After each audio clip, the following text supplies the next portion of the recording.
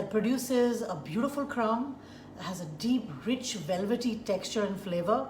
And of course, you can keep this in the fridge for a really long time and keep on feeding it. By feeding it, I mean that if you are okay with having rum or different alcohols or spirits in your cake, you can keep brushing the cake with these liquids over a period of 3 or 4 weeks just before you're ready to eat it on Christmas. A pressure cooker pan for this recipe, because this recipe doesn't require you to soak any of the ingredients. Normally we soak the fruit for at least 3 to 4 weeks so that you can get that lovely deep rich flavor in the dry fruits. But this is a quick easy way out, so you don't have to do that. So let's first start off by switching on the flame. And what I'm going to do is I'm going to add my golden raisins to this pan, all of them. I'm going to add a cup full of orange juice. Now if you don't use alcohol, you can substitute all the alcohol for orange juice in this recipe. Now I'm going to add my black raisins to this. I'm going to add some of my orange peel or zest.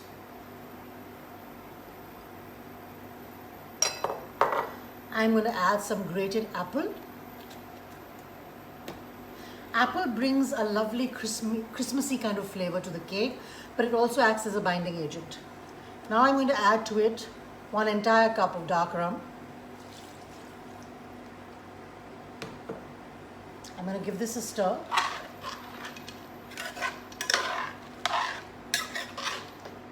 Take a look at it. All those delicious ingredients. I'm going to put it back on the flame. And now what I'm going to do is I'm going to add a whole bunch of spices to it. So here I have some nutmeg powdered. I have some allspice powdered. Now allspice is available online. You can get it at specialty stores. I really love it because it brings real earthy flavors to your cake. But if you don't have it, you can use a little extra nutmeg and extra cinnamon and clove powder. So here's the clove powder. Here's a little bit of cinnamon. I'm going to give that a good mix. And now what I'm going to do is pressure cooker. This of course is not a traditional way of making a fruit cake, but if you don't have the time to soak and keep on feeding your dry fruits, which is the traditional way to make a Christmas cake or a Christmas pudding, this is a really easy way out. So let this cook for about 3 to 4 whistles until the fruit has softened, it has absorbed all the liquids we put into it, and it develops a kind of almost just short of jammy consistency. Okay. Now I had 3 whistles, so I'm going to open it up and I'm going to add to it my cocoa powder. So here is the pressure cooker pan with the dry fruits that were steaming under pressure, along with the rum and the orange juice and the orange zest. I'm going to start creaming the butter and the brown sugar. To this I'm going to add a little bit of filter coffee. I have a little bit of lemon juice. I don't need all of it, so I'm just going to take half of it right here.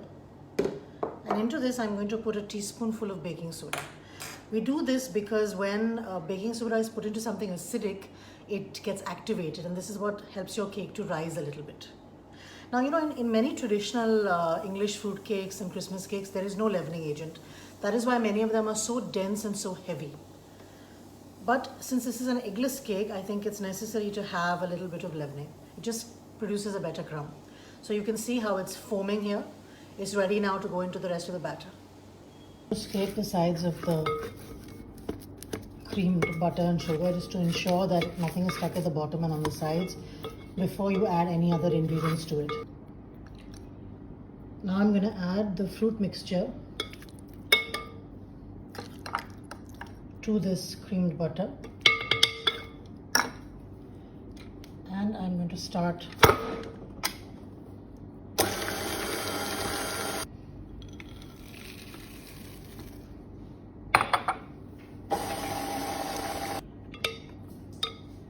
cup by cup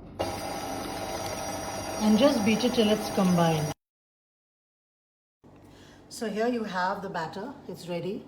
You can see it's extremely thick It's very dark in color, but it's actually going to become darker as it cooks because the sugars and the coffee and the cocoa and all the beautiful colors and flavors from the spiced dry fruits and nuts are going to come together. So here I have two cake tins. You can use a sort of loaf pan as well if you want to make it. Now this makes almost 1.5 kgs worth of cake, so you can make it in a very big pan if you want a single cake, or you can break it up into a number of pans, which is what I like to do because then I give them away as gifts. So you'll see how thick it is. It's almost like a paste. And I'm also going to add some in here. So you can see I'm going to smoothen the tops, like press it down so that it's kind of even, ready to go into an oven. Now at first I'm going to cover this with foil, and then I'm going to put it into the lower rung of an oven at 325 degrees for an hour. Then I'm going to move it to the middle of the oven, in the middle rung, and I'm going to take the foil off and cook it for another 45 minutes to an hour. You can also pressure cooker this cake for about an hour and a half on a very, very slow flame inside a pressure cooker. Without water, you're not making a pudding, you're making a cake, so you can put sand at the bottom of the pressure cooker. Spread, it doesn't flow like an ordinary batter would. So just press it down real nice. Here you go. Now comes my favorite part of making a Christmas cake, or actually any cake.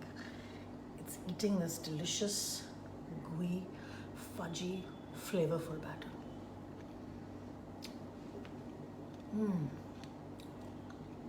I can't even tell you how good that is. Oh my God. Oh, I could just eat this whole cake like this.